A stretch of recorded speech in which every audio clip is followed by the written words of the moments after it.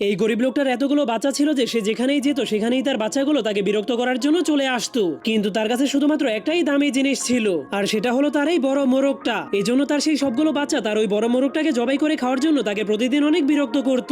কিন্তু লোকটা তার সেই প্রিয় মোরগটাকে মেরে ফেলার সাহস করতে পারতো না। কিন্তু একদিন তার সেই মোরগটা ভুল করে একজন ধনী মানুষের বাড়িতে চলে যায়। এরপর সেই ধনী লোকের মুরগিগুলোর সাথে নাচতে শুরু করে দেয়, যা দেখার পর সেই কিপটা লোকটা সেই মোরগের উপর অনেক রেগে যায়। এরপর সেই গরিব লোকটার কাছে গিয়ে বলে, যদি তোর মুরগি আবার আমার বাড়িতে আসে তাহলে আমি তোর মুরগিকে মেরে খেয়ে ফেলবো। যা শোনার পর সেই গরিব লোকটা অনেক চিন্তায় পড়ে যায়, কারণ যদি সেই ধনী লোকটা তার মোরগটাকে জবাই করে খেয়ে ফেলে তাহলে তার বাচ্চারা একটুও মাংস খেতে পারবে না। আর যদি একবার তার বাচ্চাগুলো মোরগের মাংস খেয়ে মজা পেয়ে যায় তাহলে তারা কখনোই শুধু ডাল ভাত খেতে চাইবে না। এজন্য সে অনেক চিন্তা ভাবনা করার পর সে সিদ্ধান্ত নেয় সে তার মোরগটাকে তার ধনী চাচাকে উপহার দিয়ে দিবে। তখন সে আশা করছিল এর পরিবর্তে তার চাচাও তাকে অনেক কিছু উপহার দিবে, কিন্তু যখন তার চাচা এই কথাটা জানতে পারে তখন সে অনেক অবাক হয়ে যায়। এজন্য সে তাকে বলে, যদি তুমি তোমার বাচ্চাদেরকে এই মোরগটা খাইয়ে দিতে